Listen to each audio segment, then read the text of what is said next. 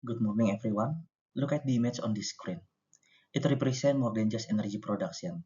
It represents the backbone of the Indonesian economy and the sector currently undergoing a massive structural transformation. For decades, we thought of the Indonesian oil and gas market as a monolithic state-led monopoly, but that era is over. Today, we are witnessing a complex regulated oligopoly, a unique hybrid where a national interest meets a global competition, and where the national champion, Pertamina, must now navigate a world of international partners and private retail giants. In this presentation, we are not just looking at numbers, we are going to deep dive into this why. Why did we move away from a monopoly? And how do a private players like a Shell and a BP actually survive in a market dominated by a state-owned giant? And most importantly, how do the microeconomic shift in a fuel pricing and a supply-demand gaps affect the macro stability of our station? We will traverse the entire value chain from the high-tech growth split era in the upstream to the competitive customer experience battlefield of your local gas station. By the end of this session, you will see the Indonesian energy landscape not just as a series of pumps and rigs, but as a high-stakes chess match between the state, global corporation, and 1945 Constitution. Let's start by defining the battlefield. What exactly does it mean to be a regulated oligopoly in the world's largest archipelago? Now we are talking about market classification in this slide. Now we defining the hybrid structure. We classify the Indonesian oil and gas market as a regulated oligopoly. This is a departure from a pure monopoly where one firm has total control and a perfectly competitive market. It is oligopolistic because a small number of large firms, led by PT Pertamina and followed by a major like ExxonMobil and BP, account for the vast majority of production and distribution. It is regulated because the government, rather than purely market forces, dictates every entry, pricing formula, and production quotas. Central to this structure is PT Pertamina. In economic terms, Pertamina acts as a dominant firm. While international oil companies (IOC) are present, Pertamina holds a unique dual role. It is a commercial entity seeking profit, but also a state instrument responsible for a public service obligation. This creates markets where the dominant player's behavior is not purely driven by a marginal cost and a marginal revenue, but by the national energy security target.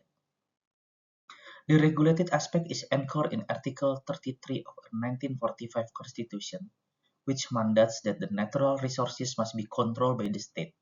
This creates a significant barrier to entry. Unlike a free market where any firm can buy land and drill, in this regulated oligopoly, firms must enter into a specific contract with the state via SK Kamigas. The state effectively invites competition to manage capital and technical risks that the national champions cannot handle alone. In a regulated oligopoly, the market is defined not just by the number of players, but by the overwhelming weight of the national champion compared to all other participants. While we have international oil companies and private retailers, the concentration is heavily skewed towards state-directed operation. PT Pertamina, the national champion, have few things to do. In a vertical integration, Pertamina is the one only truly integrated player in the market, operating across the entire value chain from the exploration to production, from refining to the retail.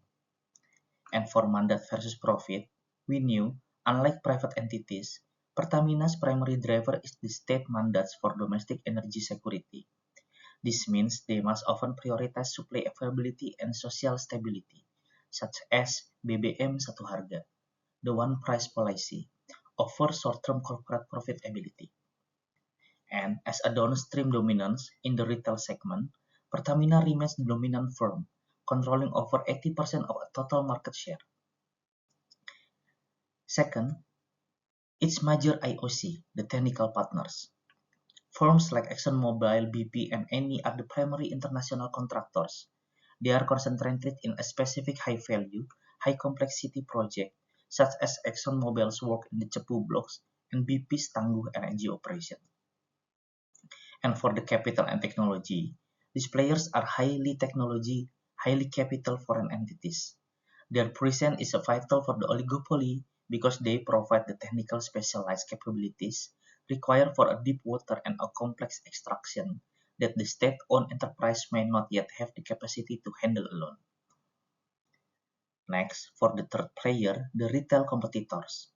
There's a niche concentration. Players like Shell, BP Ekyar, and Vivo represent what economics call competitive fringe. Rather than attempting to match Pertamina national footprints, they concentrate their capital on high-margin, non-subsidized urban retail market. Now let's zoom in on the first pillar of our market structure analysis, the number and the size of the firms.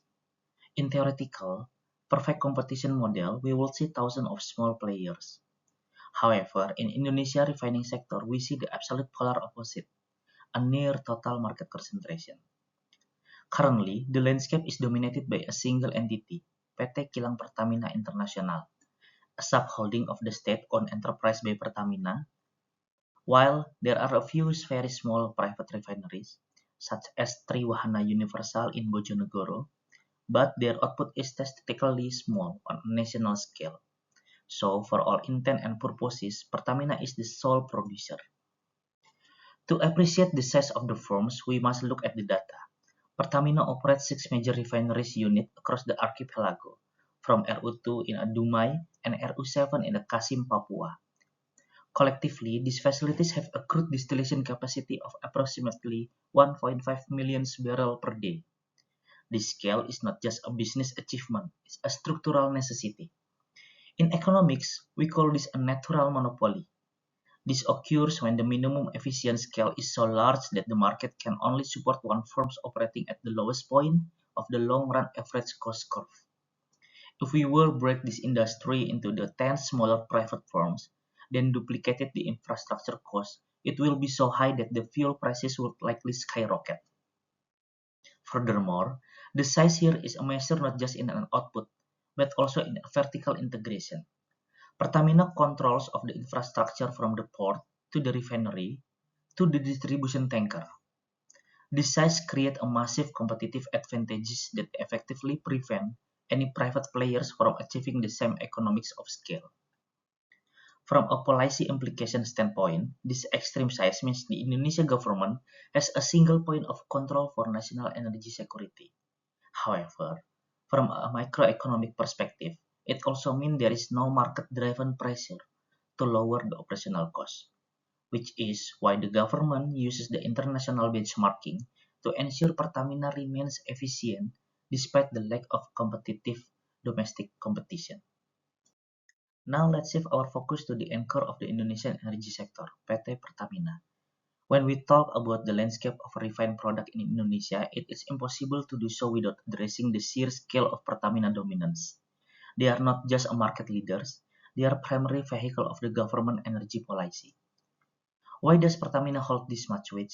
It's due to the PSO, the public service obligation. Pertamina is mandated by the state of providing subsidized fuel to the masses. This is not just a business, it's a social mission to ensure energy affordability across the archipelago. To put some hard numbers on this dominance, first, Pertalite RON 90. This is a lifeblood of Indonesian transport. Pertamina handles roughly 31.7 million kiloliters, which account for over 99% of national quota. In this segment, they effectively are the market. Second, the solar, diesel. They also manage 17.5 million kiloliters of subsidized diesel, critical for logistics and industry. And last, for the infrastructure, their reach is unmatched, with over 6,300 SPBU stations across all 38 provinces. Pertamina's infrastructure is only one capable of reaching 33, frontier, outermost, and remote. While we previously discussed Pertamina dominance in a refined product, the upstream sector, exploration and production, is a much more diverse ecosystem. Here, the Indonesian government, through SKK Migas, partners with a mix of national oil companies, the global giants, and the independent local players to unlock the national subsurface potential. International players remain critical due to their deep water technology and a massive capital. For example, the ExxonMobil, currently a powerhouse in oil, with the Cepu block also producing roughly 30% of Indonesian oil. Then BP, a leader in a gas segment, especially through the Tangguh LNG project in Papua. Next, Eni and Inpex. These companies are shifting focus toward massive new gas discoveries, such as North Ganal and Abadi Masala project, which are essential for meeting future domestic demand. Then we move to the exploration trend. The competition is intensifying in the race for the new reserve. In 2023, SKK Migas is set the ambitious target to drill 57 exploratory wells, and it's nearly 90% increase from the previous year. In summary, the upstream competitive landscape is a race toward the national 2030. We have a target for 1 million barrels of oil per day and 12 billion cubic feet of gas per day. Achieving this will require the continued collaboration of these major contractors, combining global technology with a local operational excellence. As we move further into the 2026 fiscal year, the downstream retail landscape in Indonesia is undergoing a major structural evolution. While Pertamina remains the dominant force, the rise of international and private players is creating a more diverse and increasingly competitive market environment for Indonesian consumers. Our international competitors are at a critical turning point in their Indonesian operation. Shell Indonesia, in a major strategic move, Shell is transferring ownership of its retail mobility business to a joint venture. While the brand will remain on our streets through licensing, this shift represents a move toward localized asset management. Then, BPAKR. This partnership continues to expand aggressively. Now, their strategy is focused on leveraging strategic partnership with a developer like Sinarmas Land to secure high traffic location. We also have operational challenges for the import and supply race. The competition is not just about the number of stations, it's about the supply chain resilience. Following fuel shortage in late 2025, the government has increased 2026 import quotas for the private retailers by roughly 10% to stabilize the market.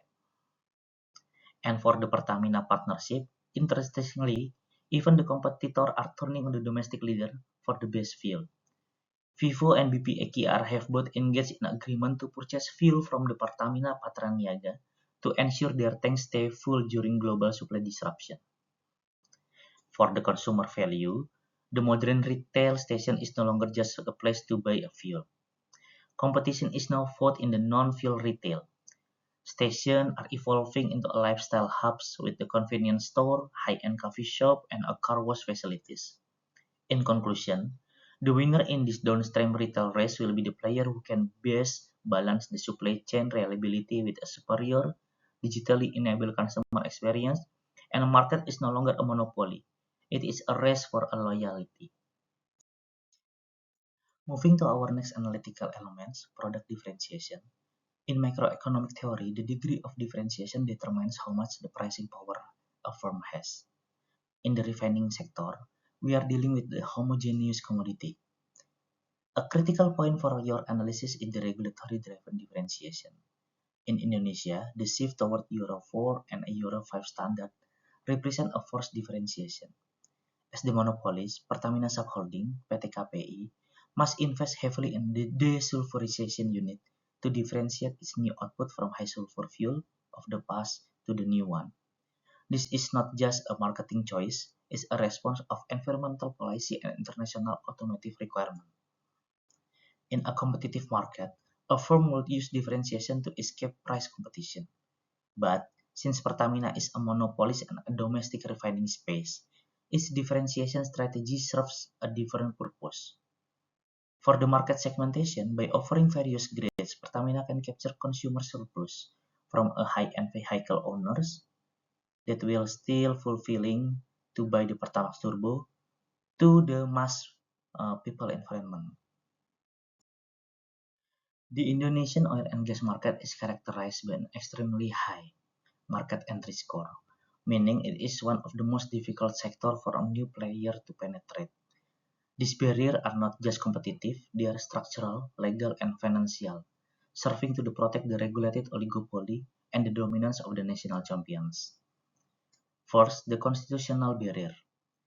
The most fundamental barrier is rooted in Article 33 of the 1945 Constitution. This legal mandate stipulates that all natural resources must be controlled by the state for the greatest benefit of the people. For an international firm, this means they can never truly own the resource. They can only act as the contractor for the state via SKK Migas, and this legal framework inherently limits the number of players to those willing to operate under state-dictated terms. 2. Capital sunk cost. In the upstream sector, exploration is a massive gamble with a capital sunk cost. Firms must invest billions of US dollars in exploration and infrastructure before a single drop of oil is produced or any revenue is realized. This massive initial outlay acts as a natural barrier, filtering out all of the largest high-technology, high-capital foreign entities like ExxonMobil or BP. Third, infrastructure hegemony. Even if a firm manages to legal and financial hurdles, they face infrastructure hegemony in the downstream sector. PT Pertamina owns the vast majority of the country refineries and pipelines. For the new retails, this creates a significant bottleneck. They must either build their own incredibly expensive logistic network from scratch or negotiate access to Pertamina existing infrastructure, which reinforce the dominant first power. 4. The exit barrier. Exiting the market is also complex. We see a trend of asset transfer where mature blocks are handed back to the state. A prominent example is the Rokan block, which was transferred from a Chevron back to Pertamina once it's reached a certain stage of maturity. These exit conditions are often built into the initial contract, ensuring the state eventually regains full operation and control productive assets. In a regulated oligopoly, the most critical economics concept is interdependence. No firm, not even a PT Pertamina, operates in a vacuum. Every move regarding fuel quality, station location, or non-subsidized pricing triggers a reaction from competitors. We analyze this through two primary lenses, the King demand curve and the Stackelberg model. In game theory, we view Pertamina as the leader, and firms like Shell and BP Ekia as the followers. We call it the Stackelberg leadership model. Pertamina moves first, often dictated by the government policy or social requirements. The followers then optimize their strategy based on the leader's move. Followers don't try to win on volume, they carve out their niche by offering a superior service or additive, essentially playing a game of production differentiation rather than a price war. And for non-cooperative games in retail, we notice that the station clustering behavior. When Shell opened the station in a premium Jakarta neighborhood, Pertamina often responded by upgrading its nearby Pertamina Koko, company-owned, company-operated station, to a green energy station. This is a classic game of location strategy, where firms cluster together to capture the maximum high-intent traffic, rather than spreading out to underserved but low-marginal rural areas. In Indonesia, regulated oligopoly, the visible hand of the state is omnipresent. The market behavior we see, pricing, production level, and distribution network is a direct result of the oversight provided by the three core institutional pillars, SKK Migas, BPH Migas, and KPPU. SKK Migas manages the contractor relationships. Since the states own the mineral rights under the Constitution, SKK Migas act as the landlord. Their primary goal is to maximize the state take of the production while ensuring that the IOC find the investment climate attractive enough to bring in the high-tech extraction method. Second, BPH Migas, the regulatory body for the downstream oil and gas. They focus on the midstream and downstream. They oversee the BBM Satu Harga, one price policy. They ensure that the oligopoly function in a way that doesn't leave remote region like a Papua. Third, KPPU, the Commission for the Supervision of the Business Competition. Their job is to ensure that the oligopoly does not turn into a cartel. KPPU ensure that the dominant players, Pertamina, does not use its state-backed scale to engage in predatory pricing that would unfairly drive out private international competitors.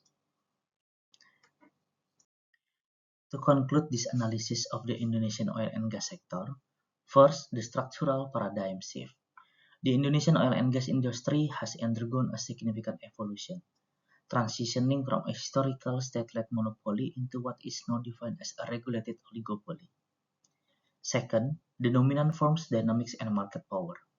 In both micro and macro terms, Pertamina maintains a dominant firm's model, controlling over 80% of the retail fuel market share and more than 90% of the national refined fuel capacity. Pricing behavior reflects this structure, while subsidized fuels like Pertalite and non-subsidized pricing follows a formula-based market price. Third, navigating the energy trilemma. The central challenges for Indonesia lies in the balancing of energy trilemma. Strategic focus on balancing energy security by reducing import dependency, affordability by managing subsidies of one price policy, and sustainability by decarbonization. Fourth, the future outlook beyond fossil fuel. The future of this industry will be determined by its ability to adapt to the global climate policies and technological innovation. Competitive advantage will no longer be found solely in attraction, but in a data-driven operation, automation, and integration of renewable. In summary, Indonesian energy sector remains a vital pillar of economic resilience, balancing national mandates with a gradual opening of a market force to ensure long-term security and sustainability.